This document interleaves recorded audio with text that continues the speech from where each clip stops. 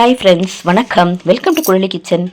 இன்றைக்கி நம்ம குழலி கிச்சனில் என்ன பார்க்க போகிறோன்னா பாருங்கள், ஒரு தக்காளி தொக்கு நான் வந்து நேபாள் ட்ரிப்பு போகும்போது செஞ்சது. கடுகு, உளுத்தம்பருப்பு, ஜீரகம் போட்டு எண்ணெயில் தாளிச்சுக்கிறேங்க. தாளிச்சிட்டு நான் ஒரு 5-6 மிளகா கீரி வச்சுருக்கிறேன். பூண்டு ஒரு 20-25 பல் உரித்து வச்சுருக்கேன். ஒரு 3 வெங்காயம் அரிஞ்சு வச்சுருக்கேன். ஒரு 6 தக்காளி அளவுக்கு அரிஞ்சு வச்சுருக்கேங்க. இது வந்து நேபாள் போகும்போது நான் சொன்னேன் இல்லைங்களா, லெமன் ரைஸு, உருளைக்கிழங்கு வறுவல், அதுக்கப்புறமா இந்த தக்காளி தொக்கு, சப்பாத்தி எடுத்துகிட்டு போகணும் பேக் பண்ணி. இந்த தக்காளி தொக்கு 2 நாளைக்கு ரொம்ப நல்லா இருந்துச்சுங்க. சப்பாத்தியும் நல்லா இருந்துச்சு. பட் ஆனால் நாங்கள் அங்கேயே வந்து 3 வேளைக்குமே டிஃபன் கொடுத்துட்டாங்க. ஃபஸ்ட்டு ஒரு நாளைக்கு எடுத்துக்கோங்கன்னு சொன்னாங்க. பாருங்கள், நல்லா வதக்கிக்கணும். நம்ம எப்போதும் செய்கிற தக்காளி தொக்கு தான். பாருங்கள், அரிஞ்சு வச்சுருக்கேன். இப்போ பூண்டு, பச்சை மிளகா போட்டாச்சு. வெங்காயமும் போட்டு நல்லா வதக்கிக்கலாம்.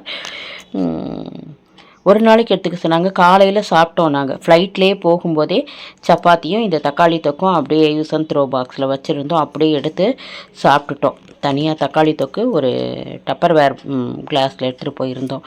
அதுலேருந்து எடுத்து போட்டு அழகாக சாப்பிட்டுட்டோம். நாங்கள் போகும்போது ஒரு பிரச்சனையும் இல்லை. மார்னிங் பிரேக்ஃபாஸ்ட்டு, ஏன்னா டொமஸ்டிக்கில் வந்து எதுவும் தரல டிஃபன்லாம். நம்ம அது முன்னாடியே நம்ம எடுத்து வச்சுக்கலாம் தான் எடுத்து வச்சுருந்தோம். உப்பு தேவையான அளவு போட்டுக்கிட்டோங்க. போட்டுட்டு நல்லா வதக்க வேண்டியதான். காலையில் சாப்பிட்டோம். மதியானம் லெமன் ரைஸ், உருளைக்கிழங்கு வறுவல் சாப்பிட்டோம். திரும்ப நைட்டு சாப்பிட்லான்னு சப்பாத்தியும் தக்காளி தொக்கும் வச்சுருந்தோம். ஆனால் அவங்களே ட்ரெயினில் சப்பாத்தி எடுத்துகிட்டு வந்துட்டாங்க. ஒரு குருமா மாதிரி வச்சுருந்தாங்க. இருந்தாலும் நான் வந்து இந்த தக்காளி தொக்கு தொட்டுக்கிட்டு சப்பாத்தியும் நம்மளதும் வச்சுக்கிட்டேன். அவங்களது வந்து நான் கொடுத்துட்டேன்.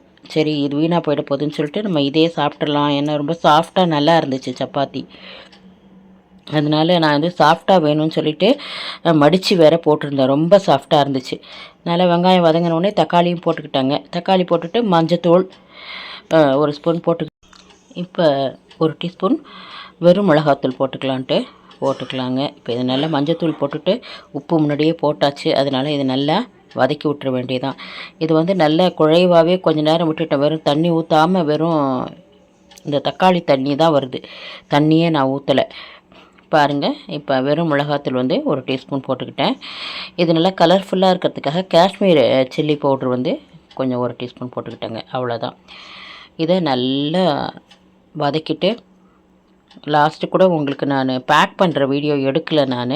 பட் ஆனால் நல்லா எண்ணெய் பிரிஞ்சு வர்ற அளவுக்கு நல்லா வதக்கிட்டு அப்புறம் தான் பேக் பண்ணணும். அதனால் 2 டேஸ் வந்து அது வீணாகவே போகல அந்த தொக்கு. பாருங்கள், இது இப்போ எல்லாமே போட்டாச்சு. நம்ம எண்ணெய் பிரிஞ்சு வர்ற அளவுக்கு நம்ம பரட்டி விட்டுட்டு நல்லா குழைவாக ஆக்கிற வேண்டியதான். அது மாதிரி எடுத்துக்கிட்டு சப்பாத்தியும் போட்டு வச்சுருந்தேன். நல்லா மடித்து போட்டதுனால சப்பாத்தியும் செம்ம சாஃப்டாக இருந்துச்சு. அதை தாங்க நான் எடுத்துகிட்டு போனேன். அது அந்த வீடியோவிலே ஃபஸ்ட்டு வீடியோவிலே போடலான்னு நினச்சேன். மறந்துட்டேன் போடுறதுக்கு. அது இல்லாமல் லெங்க்தி ஆகிடும்ல, அதனால் விட்டுட்டேன். அதனால தான் தனியாகவே போடலான்ட்டு கருவேப்பிலை போட்டுக்கிட்டேன். அவ்வளோதாங்க அன்றைக்கி எடுத்துகிட்டு போனேன் தக்காளி தொக்கு. ஆனால் இன்னும் ஒரு 5 மினிட்ஸ் நான் வந்து ஸ்டவ்வில் வச்சு நல்லா எண்ணெய் பிரிஞ்சு குழைவாக வர்ற அளவுக்கு வச்சுருந்தேன் நான். அப்புறம் தான் சப்பாத்தி போட்டு 2ம் பேக் பண்ணேன் நான். ரொம்ப நல்லா இருந்துச்சு. பாருங்கள், சப்பாத்தியும் நிறையா போட்டு தான். ஆனால் இவ்வளோ சப்பாத்தி போட்டிருக்க தேவையில்லை, ஆனால் போட்டேன். அதை உங்களோடய ஷேர் பண்ணலாம்னு சொல்லிட்டு போட்டுட்டேன். வாழ்க வளமுடன். சப்பாத்தி நல்லா செம்ம சாஃப்டாக இருந்துச்சு. நல்லா இருந்துச்சுங்க. நன்றி.